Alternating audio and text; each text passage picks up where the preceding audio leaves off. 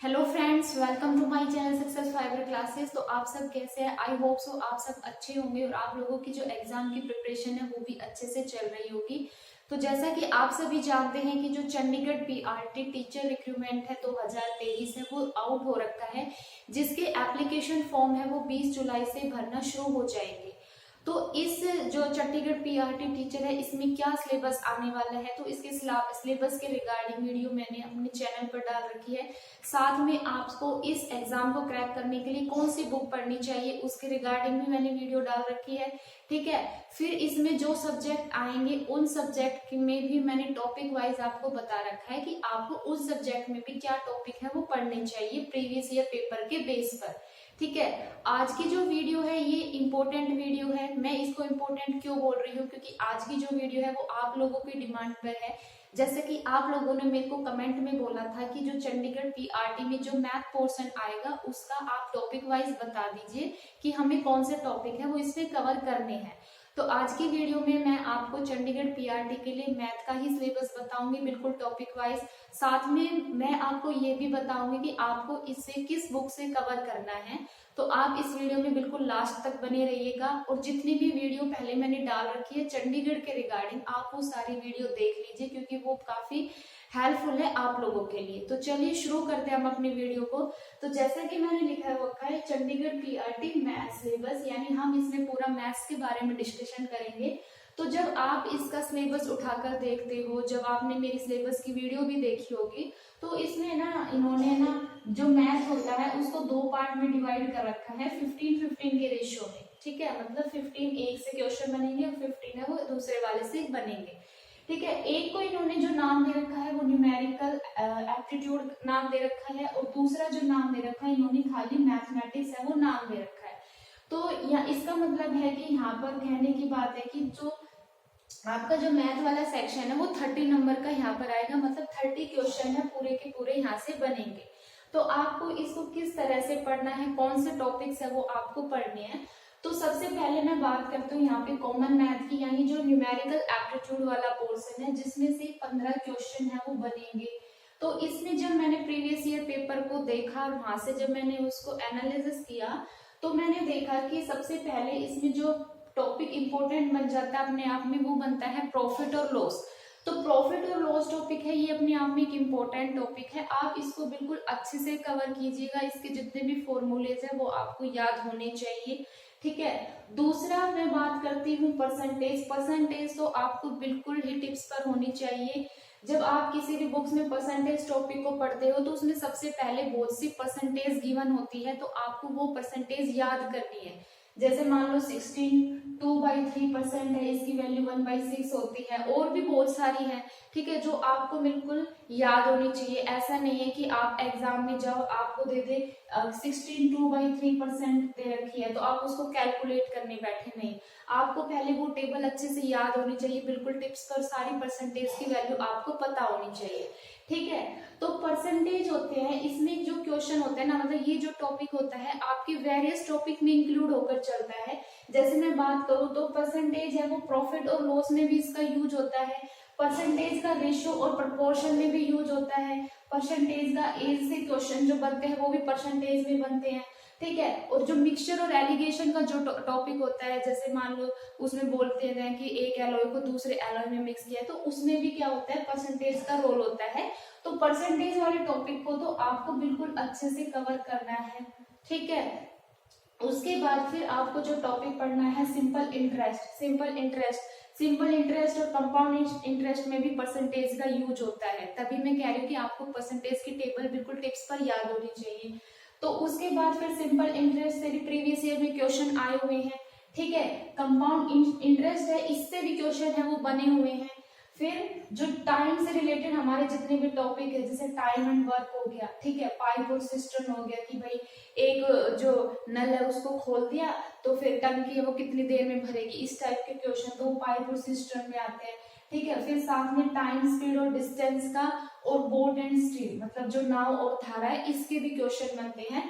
तो इन चारों टॉपिक को भी आपको करना है, क्योंकि इनमें से भी किसी में 2 क्वेश्चन बन रहे हैं, किसी में 1 बन रहा है। तो ये टॉपिक भी आपको बिल्कुल अच्छे से है वो करने हैं। कौन सी बुक से करने हैं वो बुक भी मैं आपको लास्ट में जाके बताऊंगी। सबसे बेस्ट बुक है वो मैथ की, ठीक है। उसके बाद फिर रेशियो एंड प्रोपोर्शन का तो मैंने बता दिया कि परसेंटेज जब आप करने बैठोगे ना तो उसी में ही रेशियो एंड प्रोपोर्शन के क्वेश्चन आएंगे, मिक्सचर और एलिगेशन के भी इंक्लूड हो जाएंगे और साथ में एज वाले भी इंक्लूड हो जाएंगे। तो आप इन टॉपिक को भी अच्छे से कर लेना, ठीक है भाई। Second proportional, third proportional, fourth proportional, इस टाइप मतलब जो फॉर्मूलेज होते हैं वो आपको याद होने चाहिए। फिर आता है एज वाला टॉपिक, एज वाला टॉपिक भी आपको करना है, ठीक है। फिर आता है एलसीएम और एचसीएफ, ठीक है। एलसीएम और एचसीएफ आपको करना है अच्छे से, और खासकर वो वाले क्वेश्चन जैसे कोई एक रिंग बजती है, मतलब एक टाइम इंटरवल का गैप दिया होता है कि इतने सेकंड के गैप पर बजती है, तो आप बताना है कि फिर वो घंटी कितने बार मतलब बजेगी, कितने टाइम इंटरवल पर फिर से बजेगी। तो ये होते हैं एलसीएम के क्वेश्चन, ठीक है। ये नहीं है कि आपको दे दिया कि 36 और 49 का एलसीएम क्या आएगा, इस टाइप के क्वेश्चन नहीं आएंगे। जो रिंगिंग के होते हैं मतलब जो घंटी वाले क्वेश्चन होते हैं वो ज्यादा बन के आते हैं एलसीएम और एचसीएफ में। तो आपको इस टॉपिक को भी अच्छे से कवर करना है, ठीक है। उसके बाद फिर आता है नंबर सिस्टम। नंबर और सिस्टम से सिर्फ तो 2 से 3 क्वेश्चन है वो यहाँ पर पूछे गए हैं, तो इस टॉपिक को भी आपको अच्छे से करना है, ठीक है। तो ये तो हो गया हमारा जो न्यूमेरिकल एबिलिटी वाला पार्ट है, एप्टीट्यूड वाला पार्ट है उसके, ठीक है। फिर इसी में ये तो पूरा अर्थमेटिक था। अब हम बात करते हैं इसके एडवांस लेवल की। तो एडवांस जब मैथ्स की बात करते हैं तो इसमें आपको मेंसुरेशन टॉपिक करना है, जिसमें आपको 2D वाला भी करना है, 3D मतलब आपको इसमें एरिया, ठीक है, एरिया वाले भी करने हैं और वॉल्यूम वाले भी। एरिया वाले जैसे रेक्टेंगुलर हो गया, स्क्वायर हो गया, ठीक है, क्वाड्रिलेटरल हो गया, पैरेललोग्राम हो गया, ये सब आपको करना है।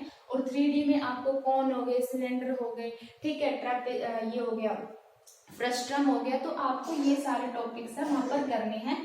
तो ये जो टॉपिक है मेंसुरेशन, ये तो बहुत ज्यादा इंपॉर्टेंट है ही है, इससे तो क्वेश्चन हर बार बनते ही है इस एग्जाम में। क्या, इससे तो हमेशा हर एग्जाम में क्वेश्चन आते ही आते हैं, ठीक है। उसके बाद फिर आपको करना है ट्रिग्नोमेट्री वाला टॉपिक। अब जो ट्रिग्नोमेट्री वाला टॉपिक है वो यहाँ एडवांस मैथ में भी आता है, ठीक है। साथ में यहाँ पे जब आप बेसिक वाला मैथ करोगे तो उसमें भी आता है, तो ये मैं बताऊंगी कि आपको कैसे करना है। तो फिर हम चलते हैं यहाँ पर मैथ वाला पोर्शन, जो कि हमारा 10th क्लास तक की बुक से पूछा जाएगा। तो इसमें आपको कौन से टॉपिक करने हैं, तो सबसे पहले तो आपको करना है यहाँ पे अर्थमेटिक प्रोग्रेशन वाला यानी एपी, ठीक है। ये हमारा 10th क्लास की बुक में गिवन है, एनसीईआरटी की 10th क्लास में। आई थिंक ये 5th चैप्टर है, चैप्टर 5 है ये एपी वाला। तो अगर आप उस 5th चैप्टर को भी कर लेते हो तो आप एपी वाले क्वेश्चन आराम से सोल्व कर पाते हो, ठीक है। उसके बाद फिर आपको प्रोबेबिलिटी वाला चैप्टर करना है, आई थिंक 11th क्लास में है। तो आप इसको मतलब 11th वाला एक बार देख लेना, वैसे प्रोबेबिलिटी जो मैं बुक बताऊंगी उसमें भी मिल जाएगा। उसके बाद फिर स्टैटिक्स वाला पोर्शन आपको करना है, ठीक है। जो अपने 10th तक के एनसीईआरटी में जो स्टैटिक्स वाला पोर्शन होता है ना, मीन मीडियन मोड वाला, वो आपको करना है। फिर आपको इसमें कोऑर्डिनेट ज्योमेट्री है वो करनी है।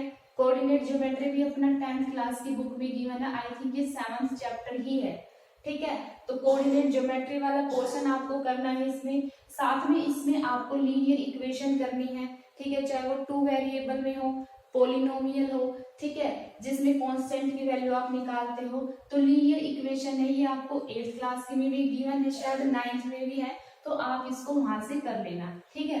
फिर आता है क्वाड्रेटिक इक्वेशन, ये भी अपना 10th क्लास तक की बुक में गिवन है, उतना ही करना है, ठीक है। फिर आता है कन्वर्जन ऑफ टेम्परेचर, ठीक है, ये वाला फॉर्मूला आपको याद करना है। कन्वर्जन ऑफ टेम्परेचर जैसे मैंने यहाँ पर लिखा हुआ है एक फॉर्मूला, इसमें किस टाइप से क्वेश्चन बनेंगे कि आपको ना सेल्सियस में वैल्यू दी जाएगी और उसको आपको फैराडे के अंदर कन्वर्ट करना पड़ेगा, ठीक है। तो आपको ना ये फॉर्मूला यहाँ पर याद होने चाहिए कन्वर्जन ऑफ टेम्परेचर में, ये अपने आप में क्या है, इम्पोर्टेंट है। अब मैंने बात की थी ट्रिग्नोमेट्री की, तो ट्रिग्नोमेट्री जो हमारा है ये 10th क्लास में गिवन है, तो 10th क्लास से आप ट्रिग्नोमेट्री है वो कर लेना, ठीक है। इसमें हाइट और डिस्टेंस का भी गिवन है, ठीक, और इसमें हमारा 10th क्लास में भी ट्रिग्नोमेट्री है वो गिवन है, ठीक है। तो ये था अपना मैथ का पूरा सिलेबस। अब आपको ये किस बुक से पढ़ना है, तो इसमें जो बुक आपको फॉलो करनी है वो करनी है आर.एस. अग्रवाल। आर.एस. अग्रवाल की जो बुक है ना, ये मैथ की सबसे बेस्ट बुक है, ठीक है। बिगिनर से लेकर और एडवांस तक जैसे भी बच्चे होंगे वो आराम से इस बुक को कर लेते हैं, ठीक है। इस बुक की खास बात ये है कि इसमें ये सारे टॉपिक आपको मिलेंगे, बिल्कुल सिंपल फॉर्म में मिलेंगे, बिल्कुल अच्छे से समझाए हुए मिलेंगे, इजी एक्सप्लेनेशन होगा, साथ में आपको आपके ये वाले पोर्शन भी वहां पर इंक्लूड होंगे। ठीक है, तो आई होप आपको ये सारी इंफॉर्मेशन क्लियर हो गई होगी। अगर आपको ये वीडियो अच्छी लगी है तो चैनल को ज्यादा से ज्यादा लाइक कीजिए, शेयर कीजिए, सब्सक्राइब कीजिए। Thank you very much.